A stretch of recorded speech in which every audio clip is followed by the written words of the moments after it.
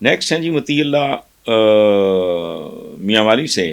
وہ کہتے ہیں اگر نئی حکومت مہنگائی کو کنٹرول کر لے تو اس کا انہیں کیا فائدہ ہوگا؟ اگر ان کے دور میں مہنگائی بے قابو ہو گئی تو اس کا نتیجہ ان کے لیے کیا نکلے گا؟ پہلی بات تو یہ ہے مطیع اللہ صاحب، I am a very very very very humble student of economics. میں نے پہلے بھی یہ وضاحت دی ہے تاکہ جب میں بات کروں تو آپ کو تھوڑا سا بیک گراؤنڈ مانگوں.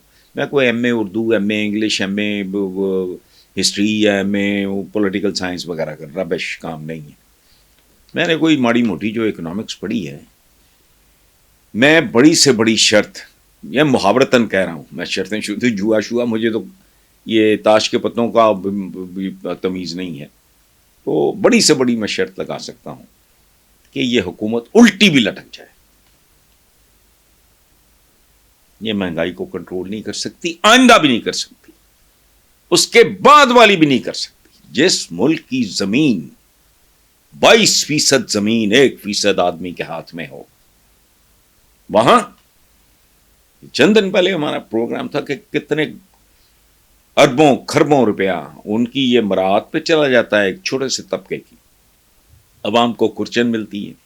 یہ ایک دن دو دن پہلے کا پروگرام ہے عائشہ بخش والا، وہ اسٹریٹ ٹاک دیکھ لیں. اعداد و شمار مجھے یاد نہیں رہتے، آپ دیکھ لیں. یہ نہ یہ کر سکیں گے نہ آئندہ کر سکے گا. اور یہ تو وہ لوگ ہیں، یہ نواز شریف بھائی ماتم فرما رہے تھے کہ وہ یہی کرنا ہے، وہ تم لوگوں نے تو کیا ہے. تم نے تو اس ملک کو برباد کیا ہے.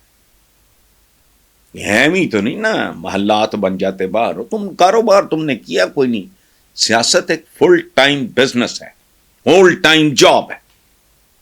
تمہارے جتنے کزن ہیں وہ سارے انہوں نے کاروبار کیا، ان کی بھی گروتھ ہوئی ہے، لیکن کہاں تمہاری گروتھ، کہاں ان کی گروتھ؟ تو وجہ کیا ہے؟ تم لوگوں نے تو سیاست کو صنعت اور تجارت بنایا.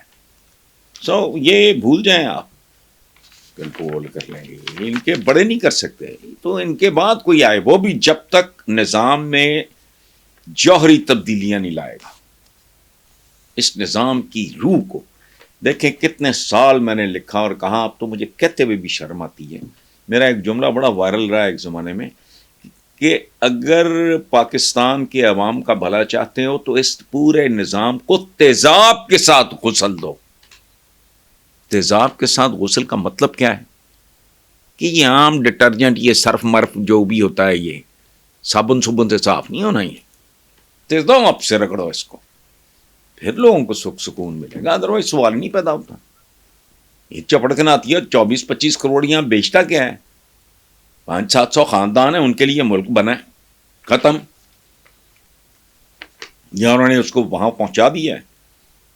ابھی بات کر رہے تھے ہم پروگرام میں اس کی کچے کے ڈاکوؤں کی. ان کے سرپرست کون ہیں؟ یہی لوگ ہیں.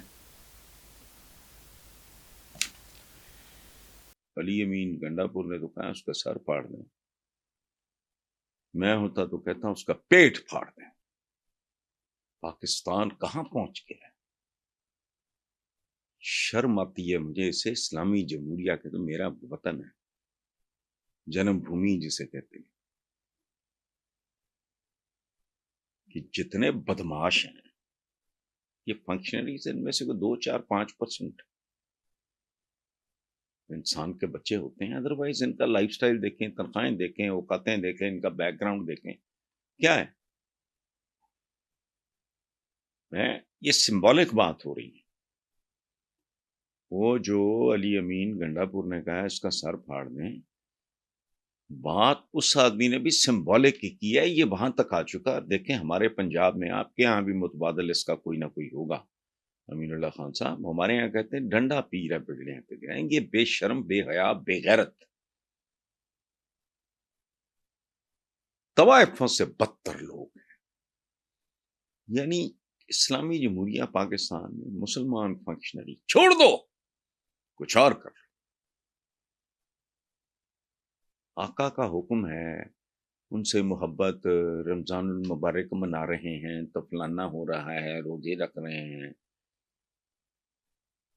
عمرے بھی کر رہے ہیں، حج بھی کر رہے ہیں، دھڑیاں بھی رکھی ہوئی ہیں.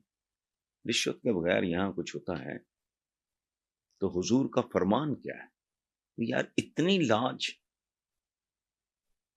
وہ روحانی باپ سے بھی بڑھ کے ہستی ہے، یا ہم جیسے بدبختوں اور لانتیوں کے لیے انہوں نے طائف کے پتھر کھائے تھے اور احد کے زخم کھائے تھے؟ خدا کا خوف کریں، پیٹ پھاڑ دیں۔ ملک وہاں چلا گیا جہاں خدا کی پناہ ایک سے ایک بڑا بے غیرت اور فنکار، چپڑاسی سے لے کے اوپر تک، from P N to the top مین۔ تو سمبولک بات ہے، ٹھیک ہے، مطلب یہ ہے کہ ری ایکٹ کرو، گھروں میں نہ گھسے رہو، ری ایکٹ کرو۔ تمہارے حصے کا رزق جو کھا رہا ہے، جو بدماشی بھی کرتا ہے، آنکھیں بھی دکھاتا ہے، تمہارے بچوں کا، تمہاری نسلوں کا رزق کھانے کے بعد آٹے بھی تمہارے آگے پھینکتا ہے، جیسے بندہ کسی جانور کے آگے وہ ہڈی پھینکتا ہے۔ تو مجھے نہیں برا لگا۔ اسکرین پہ چل رہا ہے ڈونلڈ لو، وہ کہہ رہے ہیں کہ سائفر کے حوالے سے انہوں نے بات کی ہے کہ یہ سب جھوٹ تھا، بوگس تھا، اور یہاں اس بات کو کتنا اسکینڈلائز کیا گیا۔ انہوں نے اس بات کی بھی ویسے تردید کی ہے کہ عمران کو اقتدار سے نکالنے میں ان کا کوئی رول نہیں تھا۔ یہ تو خیر اپنی جگہ پہ ایک بات ہوگی، وہ کہہ رہے ہیں تو ٹھیک کہہ رہے ہوں گے، لیکن ایک پاکستانی کے طور پہ ڈونلڈ لو کے اس بیان نے مجھے جھنجھوڑ کے رکھ دیا ہے۔ اس ٹائپ کے لوگ ہیں، ہم کون ہیں، کیا کر رہے ہیں، کس حد تک جا رہے ہیں؟ نفرتیں، محبتیں، اختلاف سب اپنی جگہ، اور ان میں سب سے زیادہ مکروہ کردار کس کا ہے؟ اس ملک کا سیاستدان۔ پھر یہ کہتے ہیں کہ ان کو چھتر پڑتے ہیں۔ وہ خواجہ آصف نے کہا تھا ایک بار کہ جب ہم اقتدار میں ہوتے ہیں، پولیس ہمارے آگے آگے ہوتی ہے، جب باہر ہوتے ہیں تو پیچھے پیچھے ہوتی ہے۔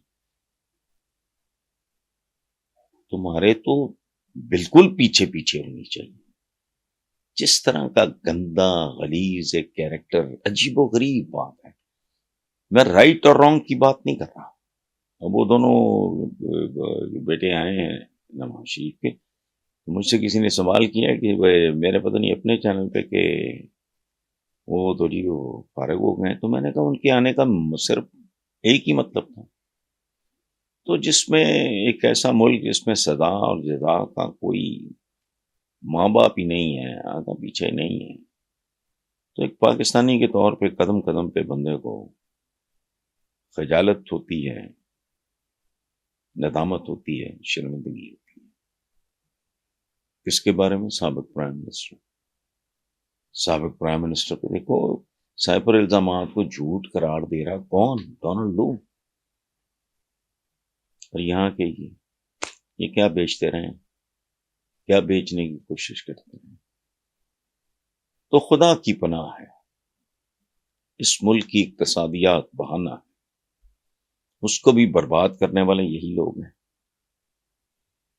جہاں جینون بات کا تصور جو جس کے دل میں آئے، جس کے بارے میں آئے وہ کہہ دیتا ہے، یا تو ننگے چٹے ثبوت ہوں، لیکن ننگا چٹا ثبوت بھی ہو تو ایک آدمی پریس کے سامنے بیٹھ کے، وزیر اعظم رہ چکا، کہتا کیا ہے کہ اگر میرے اثاثے یا میرے ایسٹس میری آمدنی سے زیادہ ہیں تو کسی کو کیا؟ جہاں اس لیول کی ایک ڈٹائی ہو، یا ہمارا یہ میرا پاکستان ہے، یہ تیرا پاکستان۔ Thank you.